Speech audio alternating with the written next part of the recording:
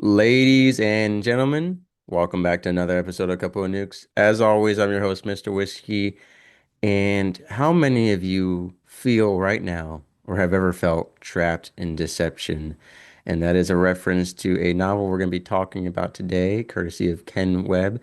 And we're going to talk about fiction, reality, blending the two, and how many of us have dealt with betrayals, with lies, with hardships, especially those of us who have served in the military, those of us transitioning to the civilian world, and also just those of us who have been born and raised in the civilian world. We're going to get into it with, I said, Mr. Kenneth Webb, great to have you here. And could you please Thank give you. us a little introduction for yourself? Yeah, hi. I'm Ken Webb. Thanks for having me on the show, Mr. Whiskey. I was born in Colleydale, Pennsylvania, outside Philadelphia, February the 18th, 1969. I'm 56 years old. I grew up in Pennsylvania, New Jersey, and Texas.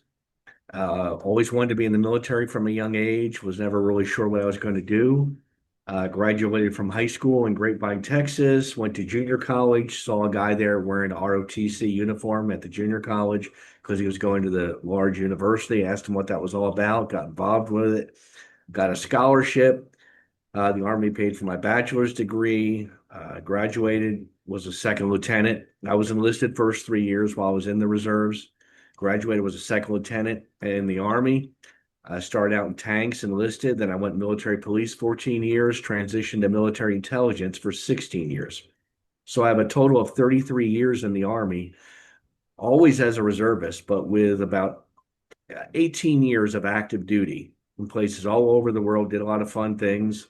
Also worked as a teacher for 2 years during that time at a high school, worked in business with a friend, worked in a little bit in technical writing, worked in the airlines and reservations and then operations. And I did retire from American Airlines. And then I retired as a lieutenant colonel in the Army, and I did a Department of Defense contracting for 7 months in Kuwait.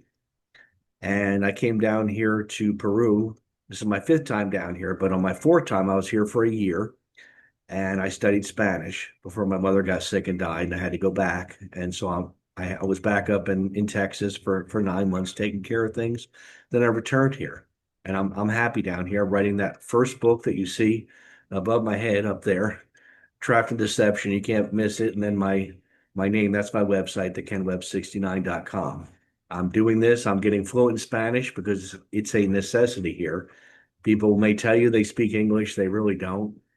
You need to learn their language. And I'm preparing. I want to get my doctorate online through American Military University. And I'm just preparing for those things. I'm excited about the book. I didn't write it for money. I wrote it because I have a story to tell. Everybody in the book who speaks, every speaking person in the book is based on somebody I really know. And it's with the editor right now. And I should be getting it back the 4th of September and publishing it in December. I'm very happy about it.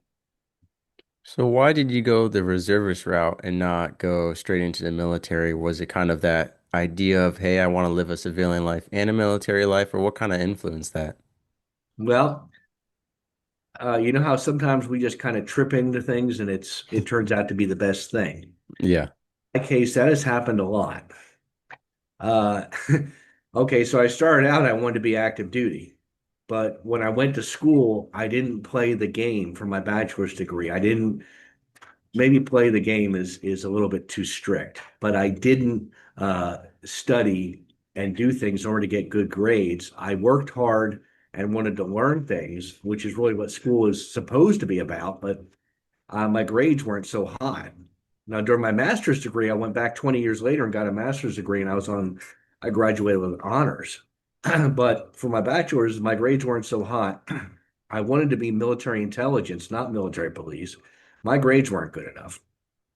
And I got a degree in English literature, and I wasn't selected, I believe, because my grades weren't good enough. I was commissioned in 1992. It was after the Gulf War, and they were cutting back. As a matter of fact, I was only able to get commissioned as a second lieutenant because I was scholarship.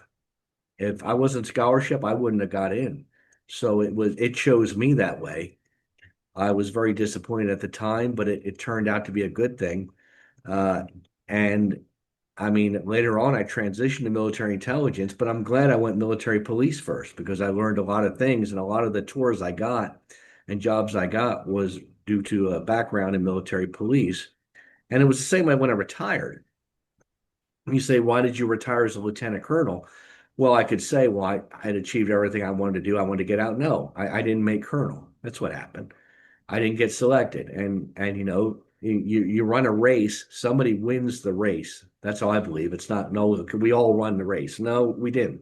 Somebody won it. So I'm not going to say I got anything unfair given to me. They do a selection process, and I wasn't selected for colonel. Some other people were. It's as simple as that.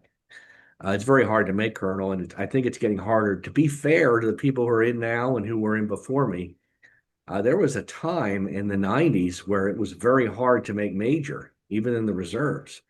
And after 9/11 and the height of the, wars going on, two wars, I mean, they were just throwing money at people. Contractors were making ridiculous money. And that really did need to stop, and it did. I mean, I feel for the contractors, but we were spending a lot of money on that. So it was the same way when I retired. There's only so many years you can be commissioned, and then you have to get out. It was 28 for me. And then I retired. And then 3 days later, I got a letter in the mail because it was during COVID. And it said so much of your retirement. Now was given another 2 years in order to make colonel. I still didn't make it, but I did do a tour at the embassy in Baghdad, Iraq. And then when I was retired again, I felt a little bit of depression. Then I realized now that I'm retired, I have a pension. I can do the things I wanted to do. That's why, I mean, I didn't have the luxury of writing a book and saying I don't care about money when I was not retired. So, yeah. So I just want to clarify, when you say you did 18 years active duty, is that not 18 consecutive years, but a total of 18 years across all the tours you picked up? You are exactly correct. It's 18 consecutive years. I was reserves for 3 years. I got commissioned in 1992. I went to the officer basic course. Now it's called basic officer leader course. It might be called something else now. Yeah. And that was like a 5 month thing. And that was the only active duty I saw except for the 2 weeks in the summer. Sometimes I get 2 2 week things. And that continued up until on it was actually 2001 prior to 9/11. I went to Kosovo. I was in Pristina, Kosovo on 9/11 at a force protection meeting. And, we went to force protection condition Delta, went back to the base, and Yeah. everything was hectic. After that time, the purse strings opened up and other tours just popped up. Hey, do you want to do this? Do you want to do this? Do you want to do this?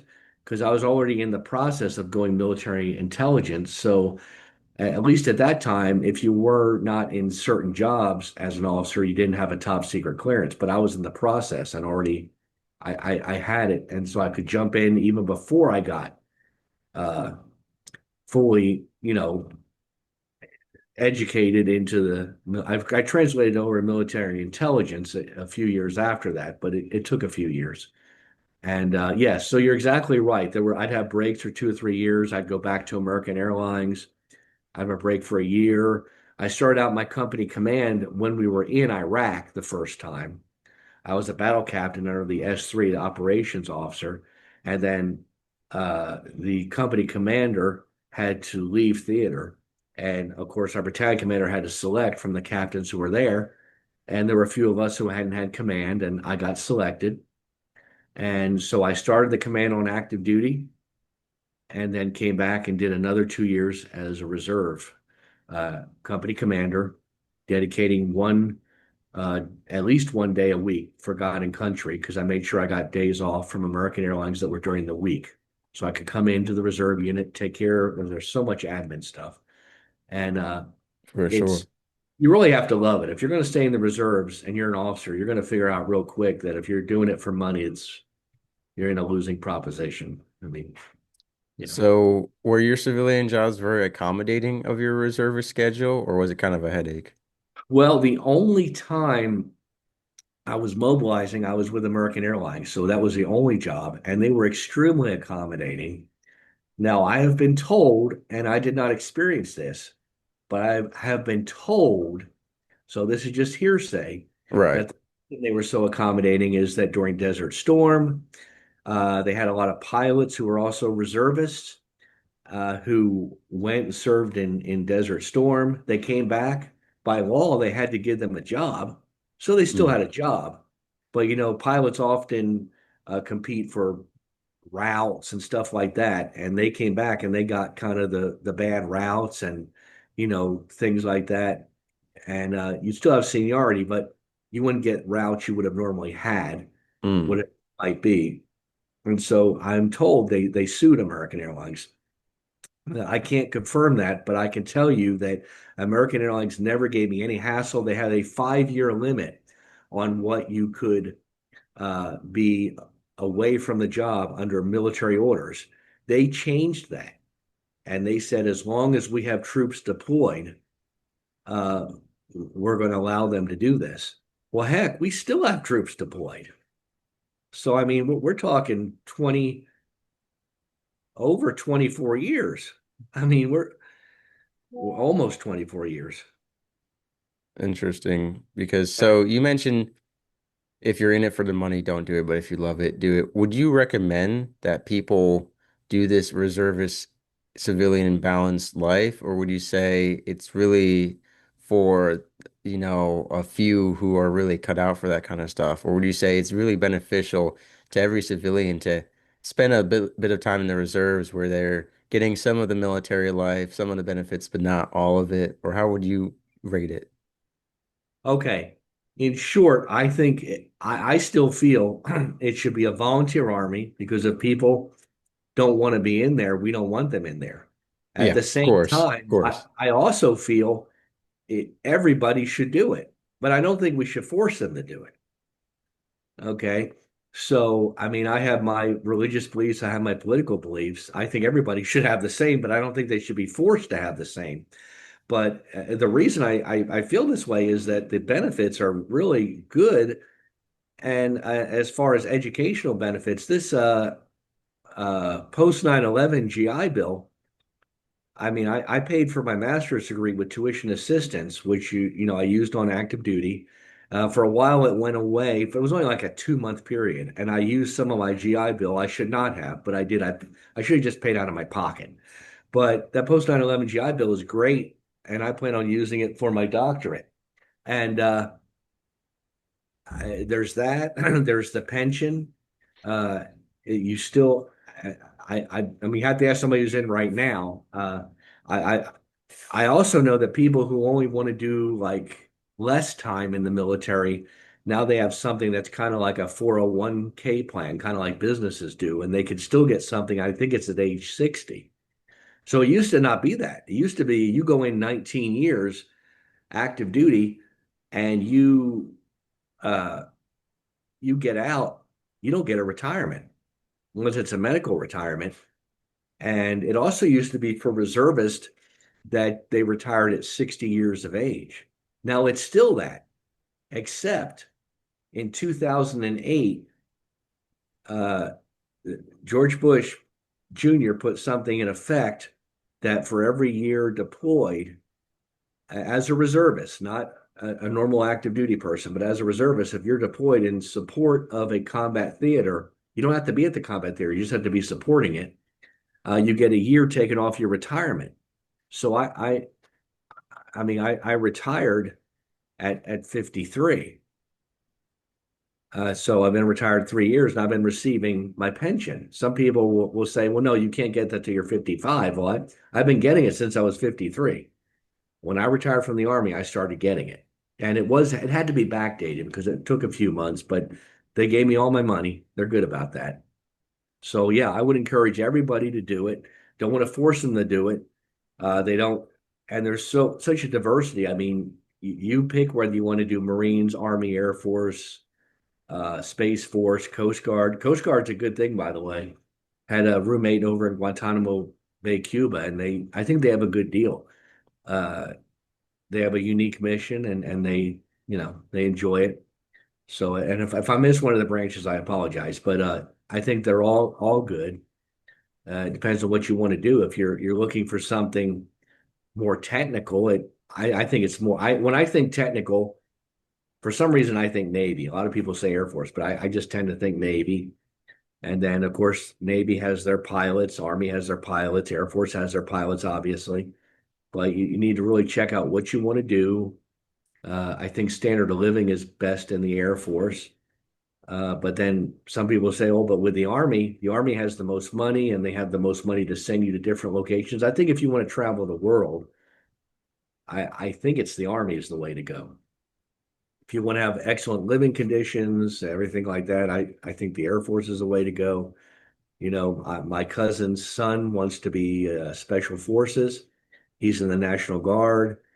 And so that's the route he wants to take. Now, he does want to be a citizen soldier. And he has no intention of staying in 20 years. He wants to be a Green Beret for a while, and then he wants to get out. So that's just his goal. The other one of her sons was in a SOAR, Special Operations Air Wing or Air Group or something like that. And he was a, helicopter pilot, not a pilot, helicopter mechanic. And he did the math on Excel and he was going to go the officer route and he checked out ROTC and what he'd have to go through and OCS and all that. He didn't think it was worth it financially for his goals. Mm. So his goals were mostly financial. I think if the only goal is financial, you're going to fail because you're going to get frustrated if especially if you're an officer and you have to do things for free. Because the other one who wants to be an officer told me he told his National Guard unit, "Hey, look, guys, I don't even care about you during the week. I mean, I just do my stuff on the weekend, and that's all I'm here." Well, I don't know. When I was in, that was the wrong answer. I mean, we would have meetings during the week we didn't get paid for. Maybe the Mm. Army's changing. I don't know. I know I did a lot of things for God and country. I suspect he's going to get out. I suspect. But yeah, I think it's for everybody. I think you get like if you have any disability from the military, the VA. My experience with the VA, they've been great. I hear the horror stories and stuff like that. Only thing I can say is, as far as I can tell, they fixed it. They fixed it. So, yeah, no, yeah. And at what point, so obviously you had an extensive career, American Airlines, reserves, and then within the reserves, multiple different positions. At what point did the idea of the book come together, or was that purely afterward? It was afterwards because I was thinking about a book in my head. And honestly, I was down in Peru. It was 2023, studying at the same language school that I go to now. And I was speaking to one of my professors, Romeo. He's half Peruvian, half Italian. His mother's Italian. And I had this like, I get real anal about some things. I was like, I want to learn Spanish. I want to learn French. No more, I don't want to learn French, but I want to learn Spanish. I want to learn French. I want to get my doctorate. I want to write my book. And his degree is in industrial engineering. He got a master's in the Netherlands in theoretical engineering, something like that, philosophy of engineering. I don't know. And he said, "Okay, Ken." In Spanish, we're conversing, and he said, "Do is your book about uh, your doctorate or French or Spanish?" And I said no. And he said, "Is it written in English?" And he said, and I said yes. And he said, "So why are you waiting? Just start it." So I started it in August of 2023. I kept on it until uh, June of 2024 when my mother got really sick. Went back to the United States, didn't work on it at all for 7 months, and now I'm completing it. So I tell people I put in about a year and a half into it, and it's really a bucket list thing for me. Just something we want to do. I ran a marathon when I was 25 years old, had no desire to run another one. And I went to an underwater hotel scuba diving because I'm a big scuba diver. Uh, and the book is just something, if you look statistically, most people don't finish it. Same way with the doctorate. People talk to me like, well, okay, with your doctorate, Ken, you're 56 years old. You'll be 57 in February. What are you going to do with a doctorate? And I was like, I don't know. Eventually, I want to go back into the workforce in some way, whether it's writing books. Maybe I'll just do volunteering. I want to volunteer with a church. Maybe, I don't know. It's just I think I disagree with it. I asked somebody recently, what you have some goals, and he's down here with me, a little bit older than me, and he said, I don't have goals, I just have interests. I'm retired. I don't, that's not the way I function. I have goals. Now, I don't have children. I'm not married. If you're, there's nothing wrong with having kids. It's certainly, I mean, to survive, the human race has to have children. Your goals can be helping your granddaughter turned into a fine human being. It could be making sure your grandkids are safe and that they get a good education. I maybe when he says interest, he really means goals that he does have. Now, I'm not as strict with the time. With the Army, you have to, okay, if you want to promote, you must get this done. Okay, you have a physical fitness test, you must do this. I'm much more lenient on my time. I'm giving myself a break, taking time to see things, to think clearly.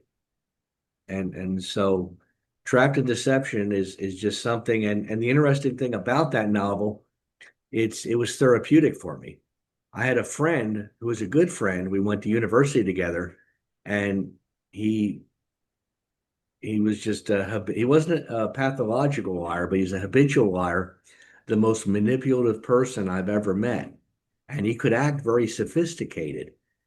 And then otherwise, other times he'd get drunk and he's like the Big Lebowski. I mean, he would act absolutely silly and do silly things and play practical jokes. The same person who could be very sophisticated. He read the books on the New York Times readers list.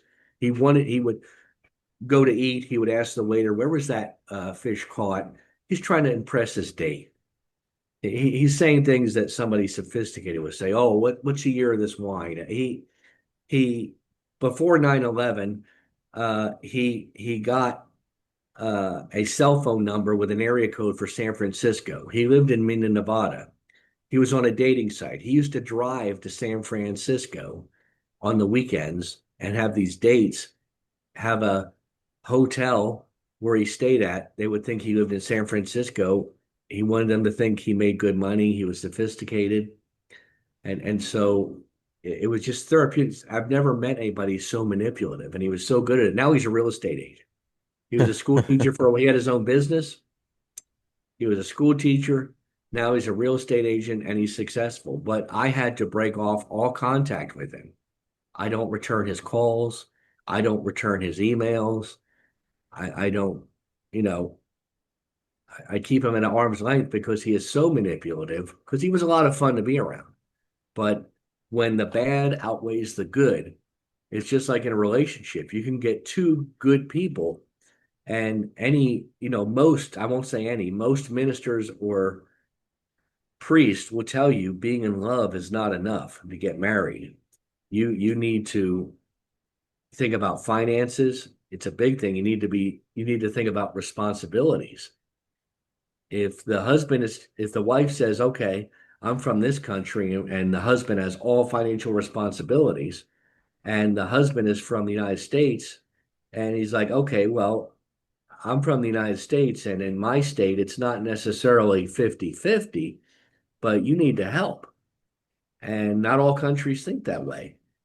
If a husband is like me and they don't care a lot about the different colors in the house and the furniture and all that, then if I had a wife, okay, we'll paint it whatever color you want, just not pink or red, okay?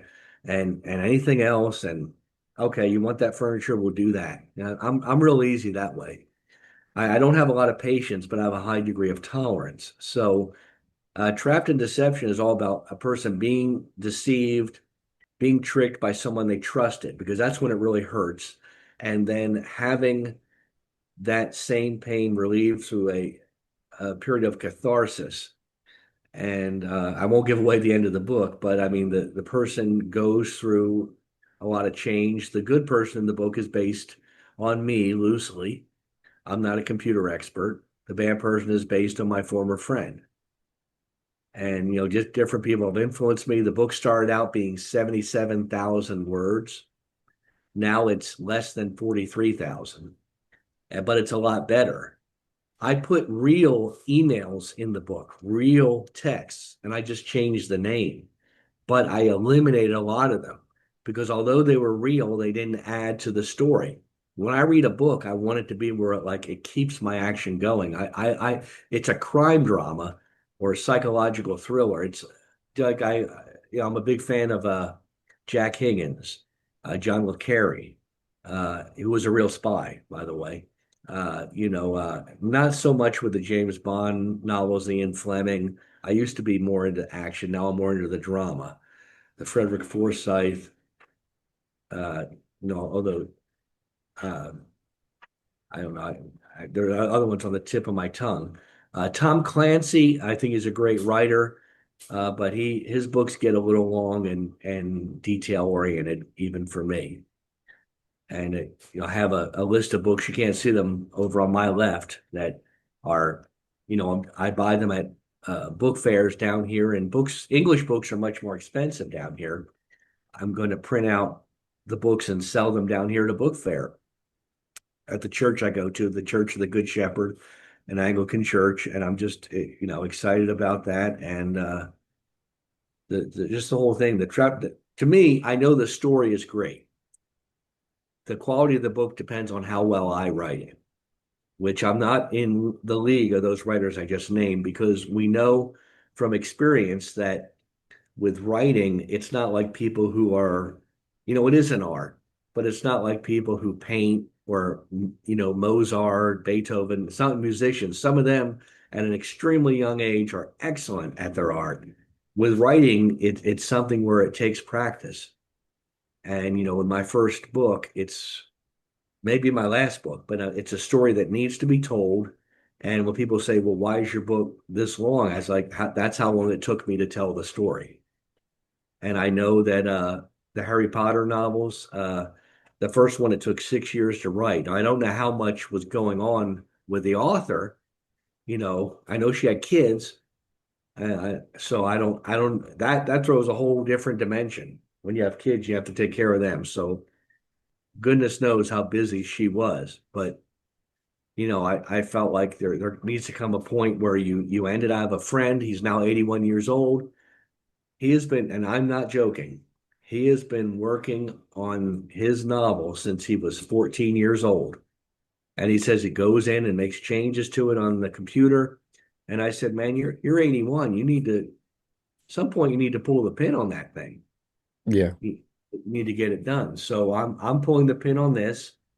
I've read novels from very good authors and have found minor grammatical mistakes in it. I have found, not major, but I found things that could have been improved upon. But the important thing is to get it out. So I would encourage anybody Yeah. who wants to write a novel, please do it. You won't be sorry. I agree 100%. Same with podcasting or anything you do. A lot of people get caught up in the perfectionist, uh, almost endless cycle or loop of, having, as a published author myself, every time you go back and reread it, you'll end up editing or changing something because our minds never stop. And like you You're a said, public at some author, point, yes, sir. and At you're some young enough point, to be my son. Well, thank you. I was gonna say at some point you have to just let it go. We're on our own worst critics, and the thing is, we'll never truly be happy with it because we can always add more, say, wait, this and that, and you should definitely do that 2 or 3 times the first time around. But like you said, when it's been actual years of just always going back and changing, you become your own worst enemy, and so, what would you say are some major takeaways from the book? I know it's a work of fiction blended with reality, and obviously it's for entertainment purposes, but there's also definitely lessons to be cultivated from it. So, what are some things you say people could take away from it, from my novel itself or from writing? from your novel itself? From my novel. I would say that you need to forgive people, and you need to forgive them not for their sake, but for yours. Now, I'm a Christian. He'd also say, well, God tells you that. Yeah, but the thing is, when people have power over people. I know this from having a security clearance. When you talk freely about something and they can't twist your arm, blackmail you with it, they lose their power. When you allow somebody, first of all, you are responsible for your own emotions. Now, I have to be careful when I say that because that's not giving somebody a get out of jail free card to speak to me any way they want to. Uh, I am responsible for my own emotions. They are responsible for the things they say. They, you can have arguing is a good thing if it's done with rules and you're respectful. You don't need to call the other person stupid. You don't have to say, don't talk about this anymore. You're talking is what gets it out. It's a good thing. So in my novel, much like myself, the Eddie, who is the protagonist, he didn't forgive Sean, who's the bad person. Now, there's no point in the novel where we just say, "Oh, Eddie forgives this person," but there is a point where he could have done something very violent to him, and he did not. He controlled himself. So, in essence, you have to let go. I'd say the important thing is to let go because you're only hurting yourself.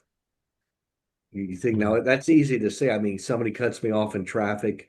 I don't have a car here, but somebody cuts me off in traffic, I get irritated. Yeah. I think it's normal. What's bad is when you hold on to that for weeks, months, years. You know, you don't sometimes you just have to I get angry and I just get up and walk away. I come back, I'm okay. But somebody who in order for you to really be hurt by someone, you have to have trusted that person. And this person was my friend. And so the adult thing, the good thing that I could have done is just simply say, you know what, he's not going to hurt me anymore. Just like fishing, you cut bait, okay, it's done. But I didn't. I let it simmer inside me. I stayed angry. And but I still could have written the novel without, you say, oh, well, that's what motivated you to write the novel. It still would have been catharsis to write the novel. I just needed to let him go because I also believe that God will hold people accountable for what they do. I like what you said. I'll describe it as forgiveness is inaction as much as it can be action. Sometimes it's what we don't do is the embodiment of forgiveness, not just what we do. And I definitely love that. And I think one of the books that I'm a co-author of, and it's not published yet, it'll be coming out later this year, though. I was writing about forgiveness. And what I wrote, one of the sections was actually about how people try to use my faith as their justification, so to speak, where they say, well, Mr. Whiskey, you only forgive people because, you're a follower of God and you believe in Jesus Christ. And it's not about that. Even if I wasn't a religious person, right? Because there are atheists and agnostics and all kinds of people around the world who still forgive one another, right? It has nothing to do with faith. Our faith calls us to be more forgiving and it harps on us to do so. But at the end of the day, it's our choice, right? God didn't make it a world where you have to forgive. It's still your choice to make. So whether you're of the faith or not, yes, it tells us to do it, but it doesn't tell us to do it as a command for it's not for God's sake, it's for our sake, we're told to forgive because it's a good thing to do, right? Because and I think part of that is God knows what happens to people when they keep unforgiveness and resentment in their hearts. We see it on the news all the time what happens when people don't forgive. It can lead to some very disgusting and disturbing events of violence, of hate. So I think it is important. I really appreciate you saying it's not just it doesn't matter whether I'm a Christian or not. That's not why I'm choosing to forgive, right? It's definitely a little voice in the back of the head sometimes, but at the end of the day, it's our choice to make. And then yeah, so I think that's an interesting novel. I know you said it'll be coming out within the next few months here. So we're gonna have the website kenwebb69.com in the description below for everyone to check out. So what can they find on the website right now? On the website right now, I have put in there, they have the chance, and go to the website and you can sign up. I have three possible covers to the book. I want to get people's opinion. Now, have a chance to win a free copy of the book. I'm going to have a drawing in December. It was originally going to be August. Now I pushed it to December. And you don't have to pick the cover that I choose. You just have to pick one of them and you can get a free copy of the book. It's only going to be one free copy, and it won't be digital. It'll be, and I'll pull it. My girlfriend will probably pull a name out of the hat, and I'll just, the old scientific way of just putting, not really scientific, but putting Right. everybody here and then just pull one out. I'll send it to them. Uh, Now, hopefully these people will either be in the United States or Peru, but I don't think they'll be anywhere else but the United States. May complicate it a little if they're outside the United States, but I still need to, I will honor my word. If they are outside the United States, I'll go ahead and pay for the shipping. Uh, and inside there also, you have me reading chapters of the book. And I forget what I got through, but I think it's like chapter 14. Now, the chapters have changed since that time, but you're getting copies of the book. You're getting to see what it is. Uh, there's also, I have some other readings in there. I have Bible readings. I have poetry readings. I have the latest on the news. I have some of the podcast in there. I'll put the link to this podcast when you send it to me. I'll have the link to this podcast. I have the link to several other podcasts in there, so people see what's going on. Uh, just general updates. If I pay for the website, I pay for the upkeep of it. I imagine I'll keep it in the future if I have other novels that'll also show up in there. But yeah. Awesome. Yeah. So that is in the description below for everyone to check out now. And we'll definitely have you on the show again closer to the launch of the book to celebrate and just do a little recap or at least a social media post. But I'm excited for you. Like you said, it's amazing having a book published. Like you said, most people in their life say they want to do one and they don't. And it's a beautiful thing when you say you want to do it and you actually do it. And it's not easy. There are days of writer's block. There are days where you're frustrated, where stuff isn't lining up right. There are days where you have passion and you want to write, and then everything outside of writing says, "Hey, you got to come give us attention today." So it's not an easy journey, and I'm excited for you. And yeah, ladies and gentlemen, be sure to go to that website, help us pick a book cover for Mr. Webb here, and go ahead and enter that giveaway. See if you can get yourself a hard copy. So, but Mr. Webb, thank you for coming on the show today to share it and to tell your story. And I look forward to connecting with you again. All right. Thanks for having me. Sailing through the ocean blue, nuclear reactors my crew, guiding the ship, the stars as our guide, through the waves we ride, jokes and laughter fill the air. On this voyage we have to share, working together, side by side, as one family we will abide. In the heart of the ship we reside, nuclear operators with pride, powering the vessel with every stride. Our mission, a source of great pride.